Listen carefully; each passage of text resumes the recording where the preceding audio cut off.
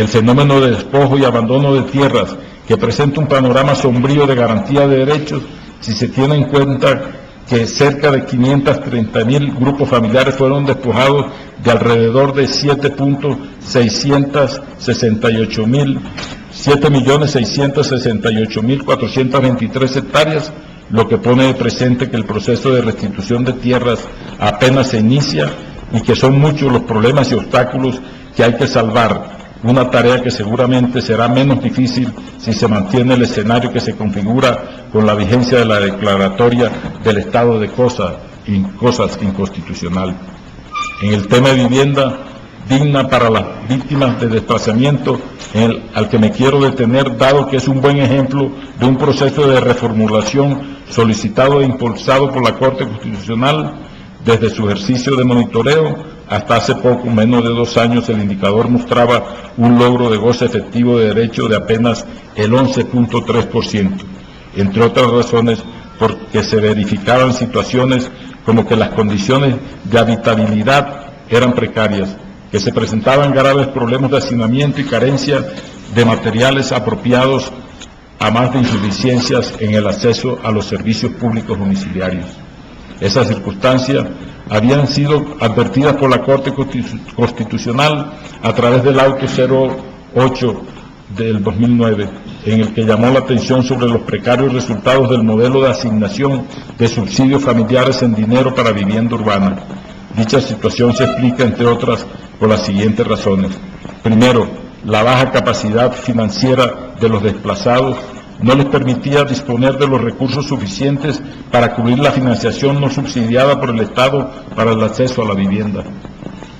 Segundo, por sus mismas condiciones, los desplazados no son sujetos de crédito y por ende no son bancarizables.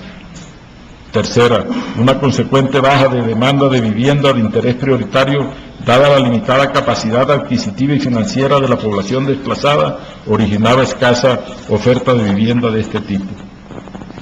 La Corte ordenó entonces la reformulación de la política pública de vivienda para la población en situación de desplazamiento, a lo cual respondió el Gobierno Nacional con el impulso de la Ley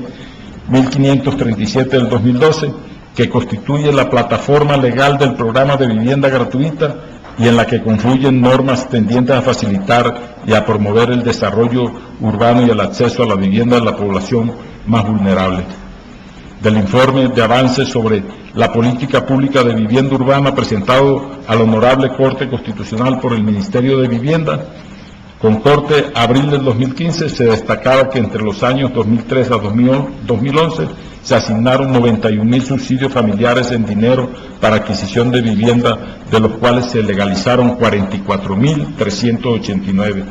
lo que mostraba que en el marco de la política descrita se había aplicado con destino a soluciones efectivas de vivienda un 48.6% de los subsidios en dinero asignados desde el 2013. Según el reporte de abril del 2005, presentado por la Cartera de Vivienda, se observa que desde la entrada en vigencia de la Ley 1537 del 2012 y hasta abril del 2015, se asignaron un total de 73.281.000 subsidios familiares de vivienda en especie, representados en soluciones efectivas de vivienda, de los cuales 51.048 fueron asignados a la población desplazada. Un verdadero incremento, hay que reconocerlo con esta cifra. La Contraloría General de la República, en el ejercicio de las funciones del control a la política pública de vivienda desarrollada por el Gobierno, ha hecho seguimiento al programa de vivienda gratuita, especialmente en lo referido a las soluciones ofrecidas a la población en vulnerabilidad de pobreza y entre ellos a la población desplazada.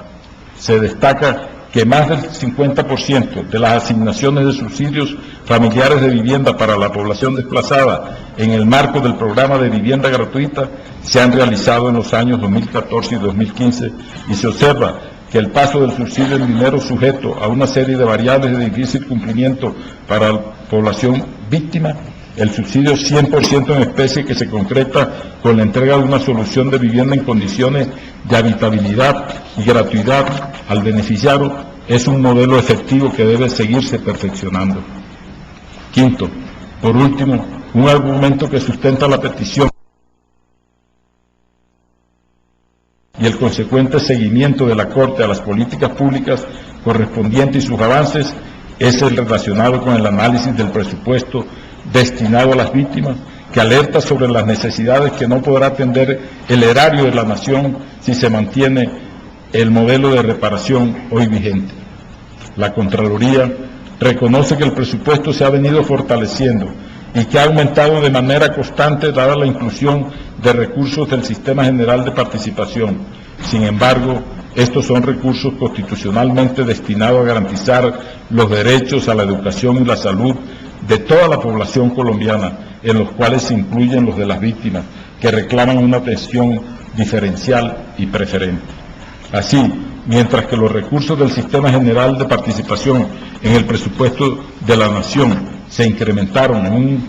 0.68 desde el 2011, año en que se expidió la ley de víctimas, el resto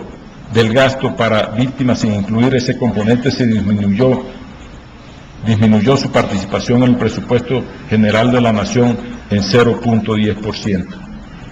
El Gobierno Nacional ha reconocido que los recursos asignados inicialmente para garantizar la atención a las víctimas en el COMPES 3712 son suficientes y que los 54.9 billones de pesos previstos no cubrirán las necesidades, pues de acuerdo con las proyecciones actualizadas, ellas ascienden a 92.4 billones de pesos hasta el año 2021. Sin embargo, los cálculos de la Contraloría General realizados con base en la proyección de los recursos necesarios para el pago de la indemnización administrativa y los requerimientos de vivienda arrojan un total de necesidades que asciende a los 126 billones de pesos. Así las cosas, no obstante la adición presupuestal definida por el gobierno, aún existe, como lo hemos dicho, 33.6 billones de pesos para cumplir con las obligaciones derivadas de la Ley 1548 del 2011. De ahí nuestra invitación a estudiar objetivamente un posible replanteamiento del modelo de reparación que estamos implementando. Para terminar, la Contraloría reitera su llamado para que los distintos actores y sectores comprometidos con el diseño y la implementación de la política pública del Estado para las víctimas del conflicto propiciemos